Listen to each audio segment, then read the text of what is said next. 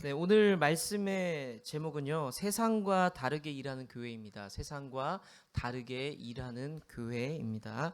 자, 사도행전의 책장을 우리가 계속 넘기고 있습니다. 주일마다 넘기고 있는데 제가 별명이 성령행전이다. 사도행전은 성령행전으로 불려지고 있다라고 말씀을 드렸는데 이해가 조금은 되실 겁니다. 성령의 역사가 아주 다이나믹하게 일어나죠. 역동적입니다. 폭발적으로 일어나는 것을 사도행전이 너무나 잘 보여주고 있습니다. 자, 성령 강림 이후에 어떤 일이 있었는지 한번 설교를 계속 듣기도 했고요. 성경을 우리가 함께 봤는데 한번 간략하게 떠올려 볼까요? 성령이 임하자마자 제자들에게, 성도들에게, 신자들에게 방언이라는 것이 나타나기 시작했죠. 그리고 각 나라의 언어로 말하기 시작하면서 예수님을 증언하기 시작합니다. 그리고 베드로를 통해서 베드로가 설교할 때 수천 명이 주께 돌아오는 역사들이 이루어집니다. 자, 수천 명이 주께 돌아오니까 공동체가 생기게 되죠. 그러면서 교회라는 공동체가 이루어지는데 그런 도중에 무슨 일이 있었냐면 베드로와 요한이 성전으로 가다가 예배드리러 가다가 안진뱅이를 만나고 그를 낫게 하죠. 그런데 그 다음에 바로 고난이 있습니다.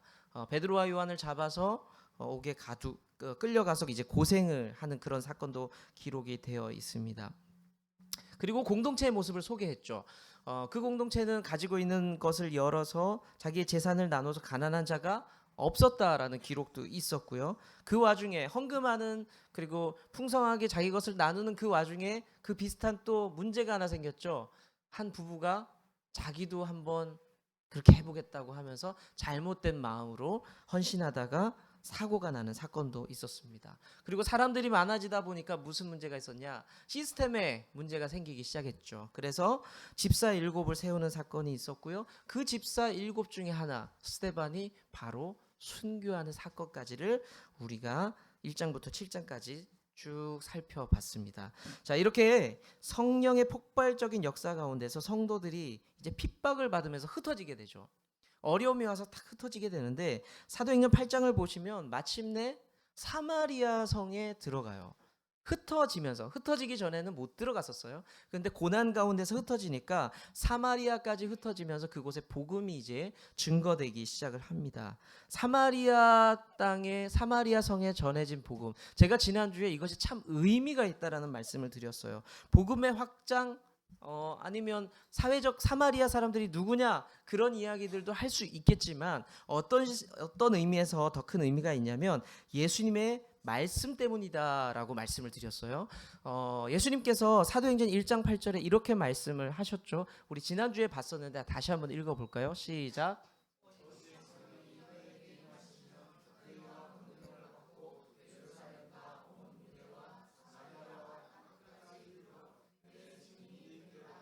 자, 예수님께서 하셨던 말씀 오직 성령이 임하셨죠. 그리고 권능이 나타났습니다. 그리고 예루살렘이 뒤집어졌죠. 자, 그 다음에 사마리아 성까지 뒤집어지기 시작합니다. 자, 왜 중요하다고요? 예수님 하신 말씀이 이루어지고 있기 때문에 우리에게는 큰 의미가 있다라고 표현을 제가 지난주 드렸습니다. 자, 성경은 여하튼 이렇게 사마리아 성에 복음이 증거되고 많은 일들이 일어나는데 성경은 그 많은 일들을 줄여서 이렇게 표현해요.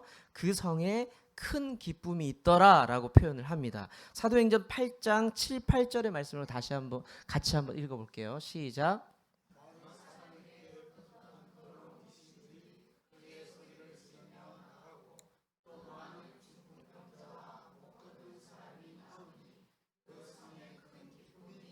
네, 사마리아 성에 들어가서 개척 사역을 한 사람이 누굽니까? 빌립 집사였어요. 스데반 집사는 그렇게 순교했고요. 복음을 전하다가 빌립 집사는 사마리아 성에 흩어져서 가서 개척을 하기 시작을 합니다. 자, 한 성도가 한 집사가 성령에 충만한 사람이 그곳에서 복음을 전할 때에 그 성에 큰 기쁨이 찾아왔습니다. 저는 이 부분을 보면서 우리 좋은 나무 교회가 우리 이 내리 지역에서 큰 기쁨이 가득하게 하는 그런 교회 될 수 있기를 간절히 소망합니다.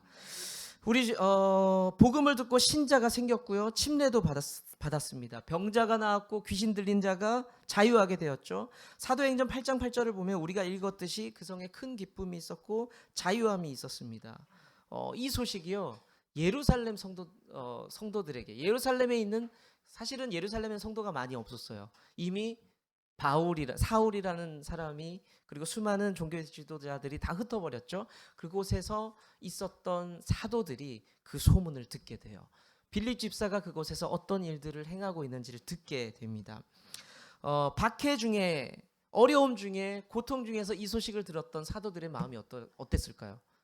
너무나 기뻤을 겁니다. 그리고 베드로와 요한이 그곳의 사역을 돕기 위해서, 그리고 그것을 축복하기 위해서 사마리아 성으로 직접 들어가게 됩니다.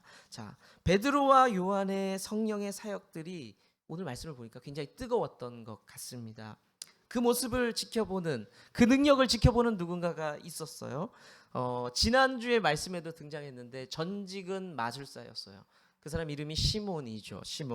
시몬이 나타나서 그 성령의 능력을 보면서 빌립 집사님을 봤는데도 놀라웠거든요. 근데 사도들이라는 사람들이 왔는데 더 놀라운 능력을 보여주니까 뭐라고 얘기합니까? 아주 충격적인 이야기를 하죠.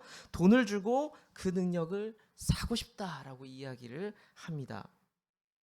분명히 성경은 이 시몬이라는 사람을 어떻게 표현하냐면 그가 전직 마술사였다는 것도 표현하고 있지만 그가 믿었고 침례를 받았다라고 기록을 하고 있어요.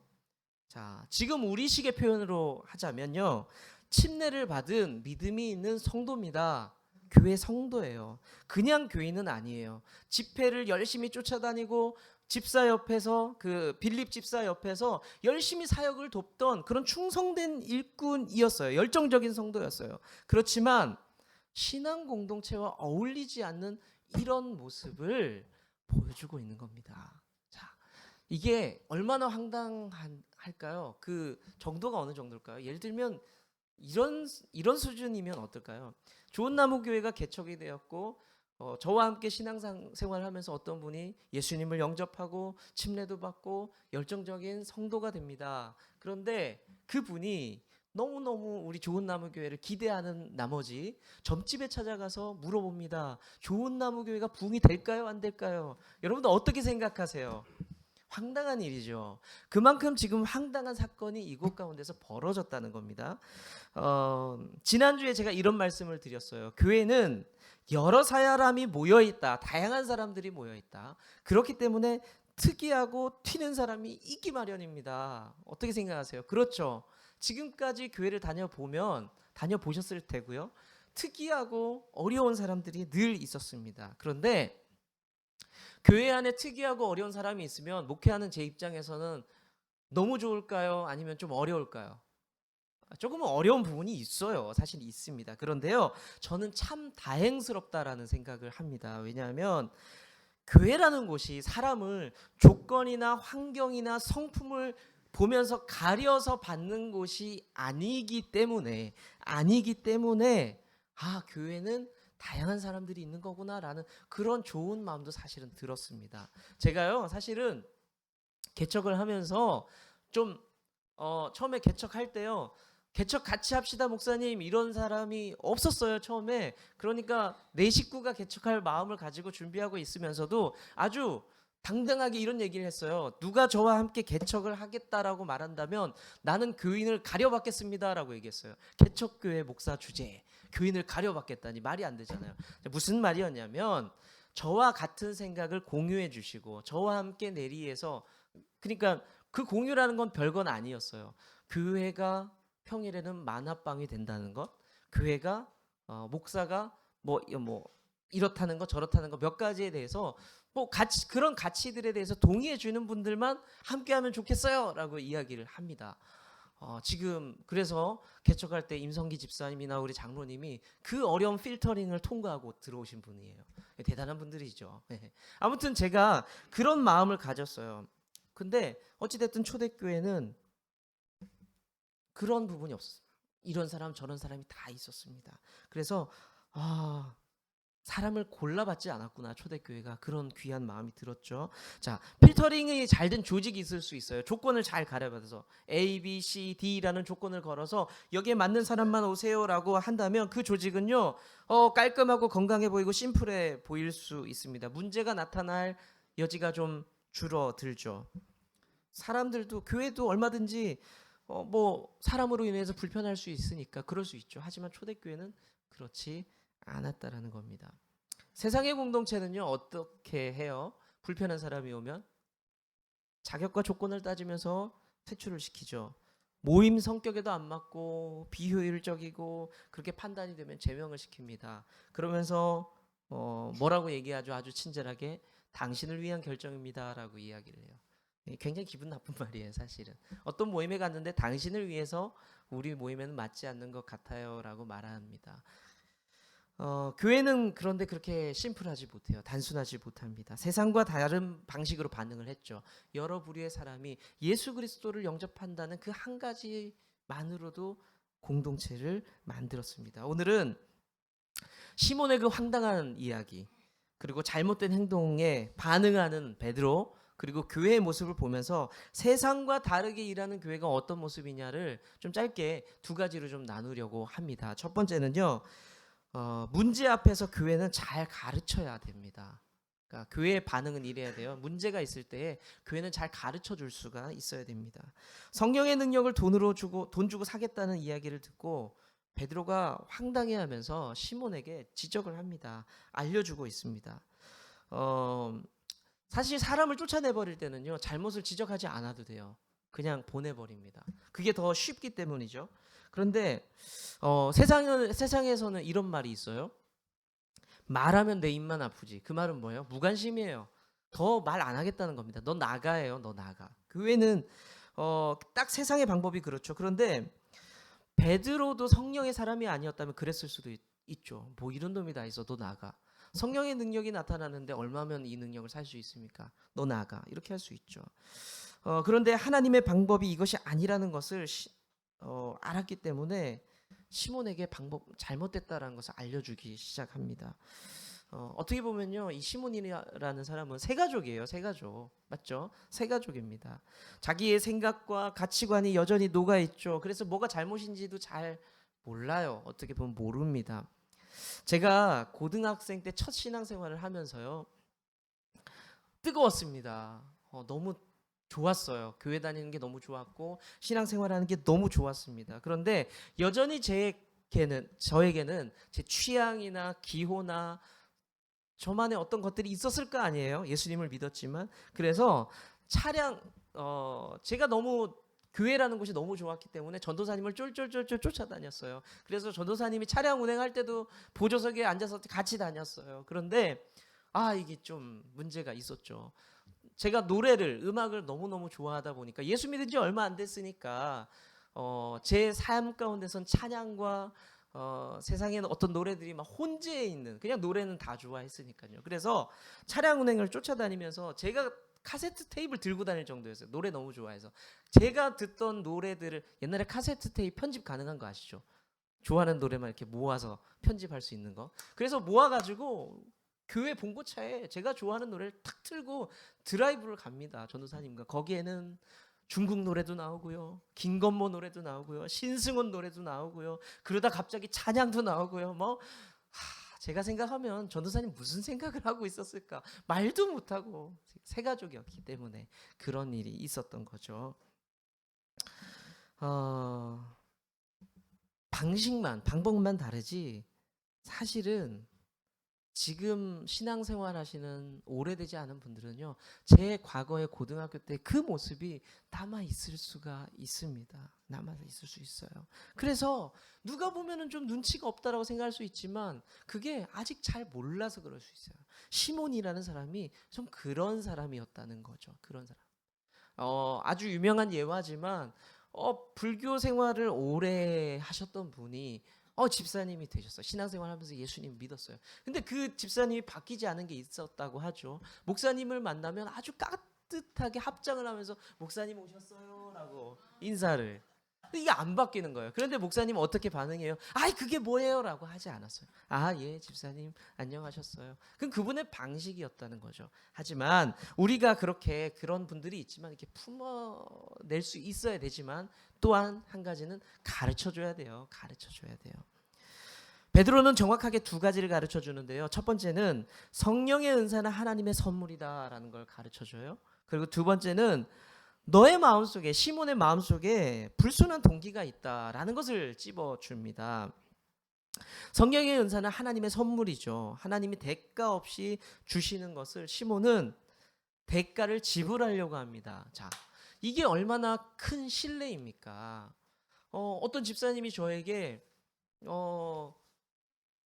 사실은 이것도 뭐 이렇게 나쁜 마음은 없었지만 생각해보니 신뢰였어요. 임성기 집사님이 저한테 속옷을 선물하셨어요. 오이 웬 속옷? 그렇게 생각할 수 있잖아.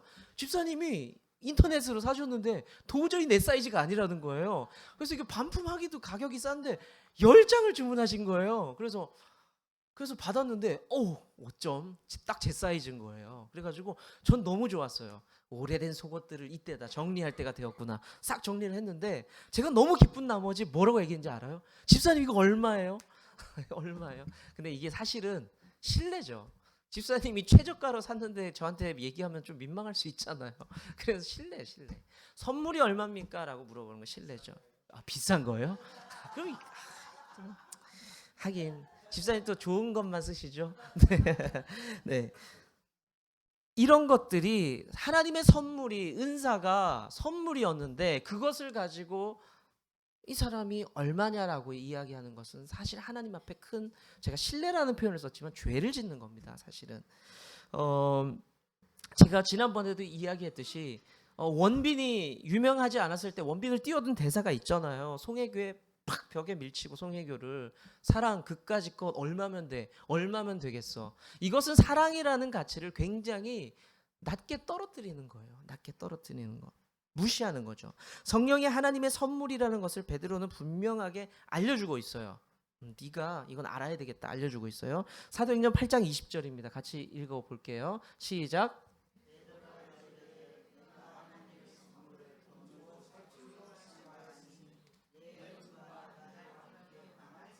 아주 무섭게 질책을 합니다. 네가 잘못됐다라고 이야기를 해요. 자, 21절에 이어서 그리고 또 한 가지를 알려주고 있죠. 네 마음속에 있는 나쁜 동기에 대해서 일러줍니다. 시작.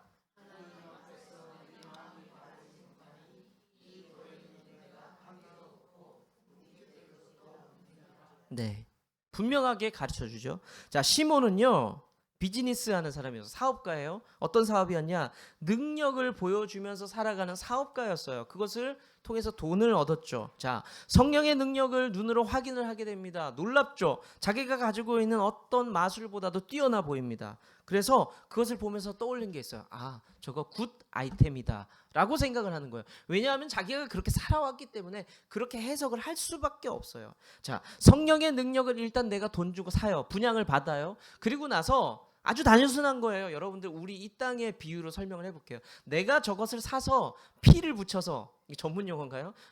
피를 붙여서 다시 판다면 이건 엄청나게 나에게 큰 유익이 될 것이다 라고 판단한 거예요. 그래서 내 사업을 더 키워보겠다라고 생각할 수도 있었겠죠. 자, 신자가 되었지만 옛 습성이 그대로 튀어나옵니다. 베드로가 그 의도를 알아차리고 시몬을 질책하면서 가르쳐주고 있죠.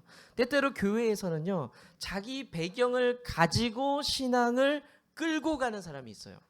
신앙이 자기의 삶을 끌고 가는 게 아니라 자기의 배경을 가지고 신앙을 끌고 가요. 그런 사람들이 리더가 되면, 교회의 리더가 되면 어떤 모습인지 아세요? 자기 신앙을 자기의 가지고 있는 배경으로 끌고 가는 것은 물론 공동체를 그렇게 끌고 가요. 자기의 배경을 가지고.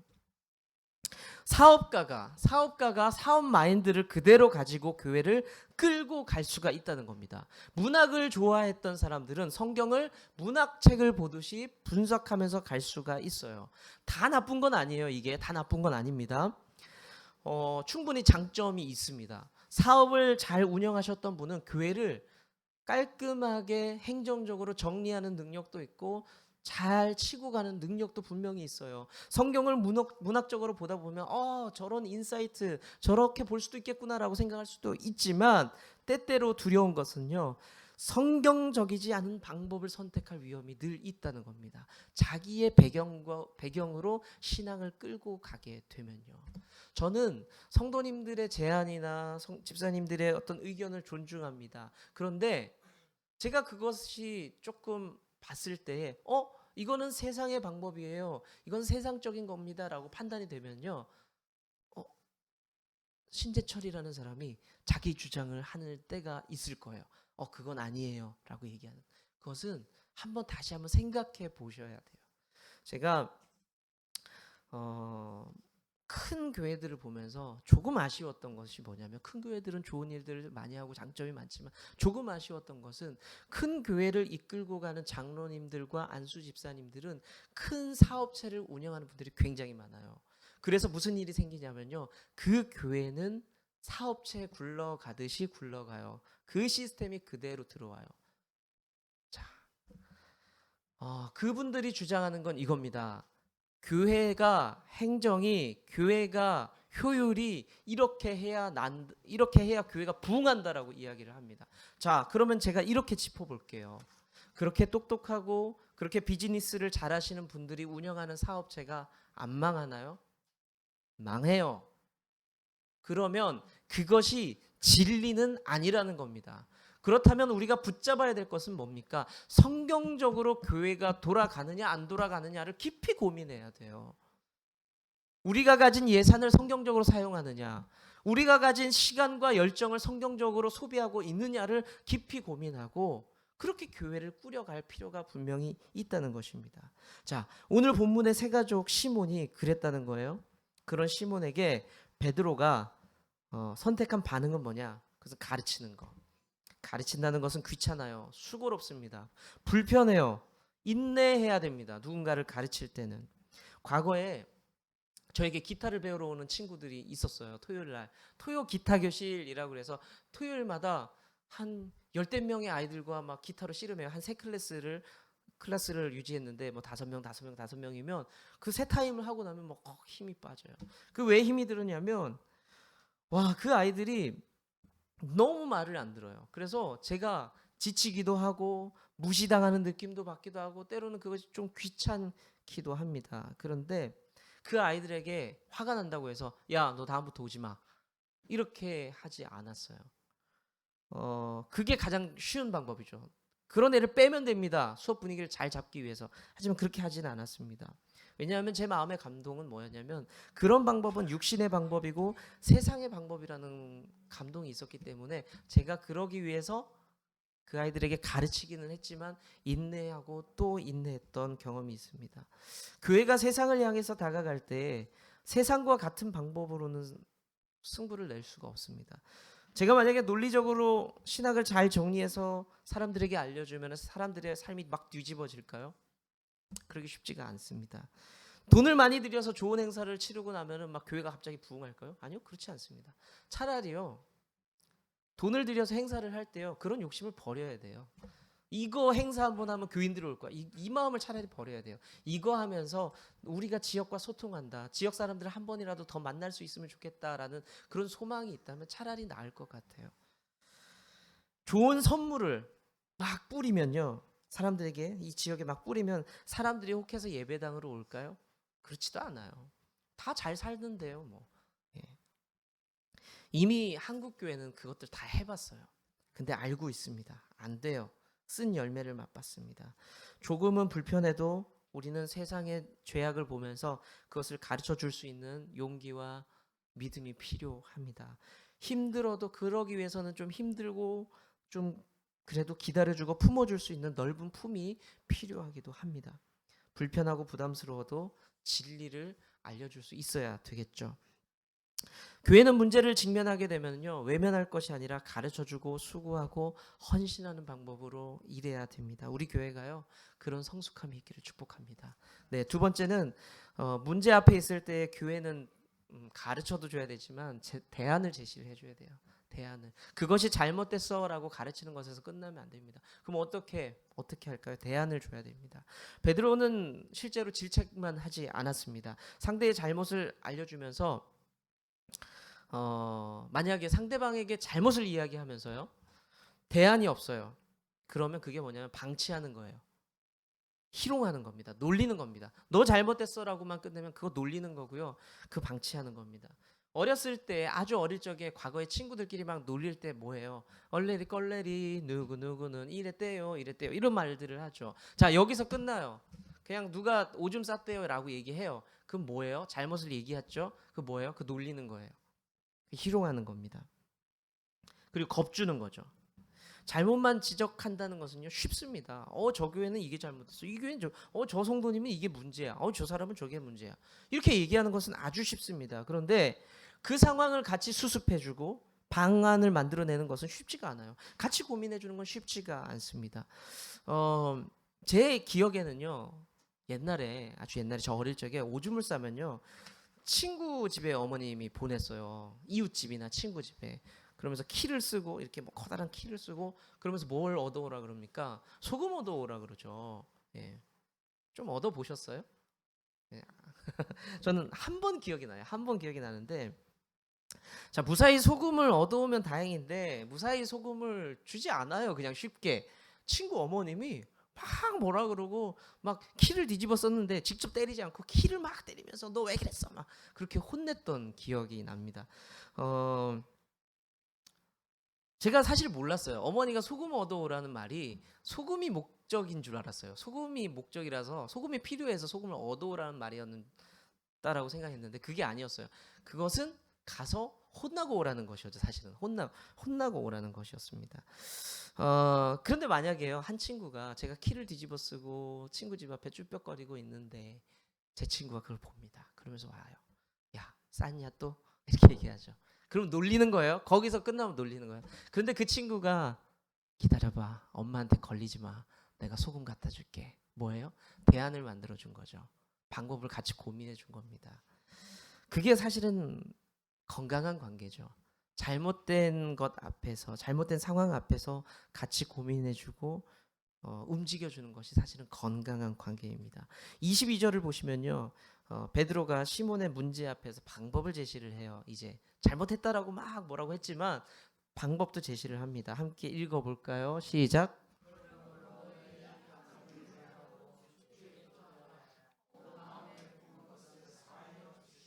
예, 죄를 회개하고 돌이키면 하나님께서 용서하실지도 모른다라고 이렇게 표현할게요. 성경 그대로 표현할게요. 조심스럽게 추측을 하고 있습니다. 조금 전만 해도 베드로는 저주했어요. 사실은 저주했습니다. 아주 독하게 혼을 냈어요. 너는 잘못됐다라고 이야기를 했습니다. 그런데 지금은 돌이키기를 권하고 있어요. 대안을 제시합니다. 네가 돌이킨다면 하나님께서 그 마음을 다시 바꿔주실 수도 있을 것이다라고. 사실 베드로는 하나님의 마음을 정확하게 몰랐어요.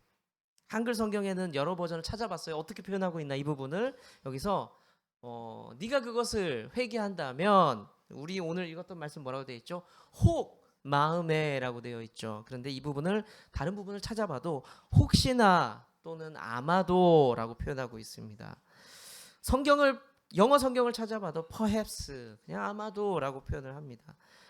불확실해요. 베드로는 하나님 마음을 잘 몰라요. 그렇지만 베드로가 생각하는 가장 최선이고 가장 좋은 방법을 시몬에게 제시를 하는 거죠. 그가 돌이켜서 좋은 성도 될 수 있는 방법을 제시하고 있습니다. 베드로 안에는 그런 사랑이 있었기 때문이었죠. 자, 보통 교회들은 내부적으로 외부적으로 문제가 발생하면요 공의와 정의가 충만해집니다. 조건이 있어요. 내 문제가 아닐 때만. 내 문제만 아니면 정의와 공의가 충분해지고 아주 문제가 명확해지죠. 그 자체가 나쁘다는 말씀은 아니고요. 정확하게 하는 거 중요하죠. 그렇지만 우리가 더 깊이 고민해야 될 건 뭐냐면 우리가 그 일을 처리하면서 어떻게 그 사람을 살릴 것이냐에 대한 문제가 필요해요. 그 문제를 잘라서 정리하는 게 끝나는 것이 아니라 그 문제를 정리하면서 그 사람을 어떻게 살릴 것이냐가 교회는 필요하다는 겁니다. 세상에서 제일 쉬운 것이 그 사람의 잘못을 지적하는 거라고 이야기를 했잖아요. 그 다음에 우리에게 필요한 건 대안이에요. 그 사람을 사랑한다면 대안을 줘야 돼요. 우리 교회 담임 목사님은 키가 170이 안 돼. 문제를 지적하는 건 너무 명확하고 쉬워요. 그렇죠? 그런데 대안을 주세요. 깔창 있는 구두를 주시든가. 그것이 사랑이에요. 그것이 사랑. 자, 우리가 누군가를 세워주고 살리는 것은 피곤하고 고단하고 불편한 마음이 있을 수 있습니다. 그렇지만 누군가를 살리는 일에 헌신되어진 우리 성도님들 되실 수 있기를 간절히 축복합니다. 예, 말씀을 맺겠습니다. 세상은 자신과 다르면 어떻게 해요? 잘라내버려요. 나랑 안 맞으면 잘라냅니다. 그리고 비슷한 사람들끼리 끼리끼리 뭉치게 됩니다. 속상하고 서운하죠. 잘려나간 사람 입장에서는 너무 속상한 거예요. 끼리끼리 뭉치는 사람들끼리는 그냥 자기들끼리만 좋아요. 그게 참 쉬워요. 그렇지만 교회는요, 잘라내지 마요. 알려줘요. 그 사람의 문제가 있다면 그게 포용할 수 없는 진리에 위반되는 큰 문제라면 알려주세요. 알려주세요. 그리고 싸매고 그 사람을 살리고 세워주는 일들을 해야 되겠죠. 그러려면 우리 공동체는, 우리 교회는요, 번거롭고 귀찮을 것을 품어야 됩니다. 그런데 힘들고 어렵지만 그것이 하나님의 공동체이고 하나님의 방법입니다. 저와 여러분들은 어떻게 살아가고 있습니까? 한 사람을 살리기 위해서 수고하고 있습니까? 아니면 내가 살기 위해서, 내가 잘 살고 싶어서, 내가 편하고 싶어서 쉬운 길을 가고 있는 것은 아닙니까? 예수님의 방법을 한번 묵상해 보시기를 바랍니다. 예수님은 스스로를 불편한 방법으로 선택하시면서 제자들을 살려내셨어요. 사도들의 삶을, 성령이 충만했던 제자들의 삶을 묵상해 보시기를 바랍니다. 초대교회 성도들은요, 세상과 다른 방법으로 살아가면서 불편함을 감수했습니다. 앞으로 우리는 계속해서 사도행전의 말씀을 보게 될 텐데요, 그 말씀을 보면서 성령의 놀라운 역사들, 현상을 볼 것이 아니라 세상과 다르게 살아갔던 그 놀라운 제자들의 삶을 배워나갈 수 있는 우리의 삶이 될 수 있기를 축복합니다. 우리가 좀 함께 주님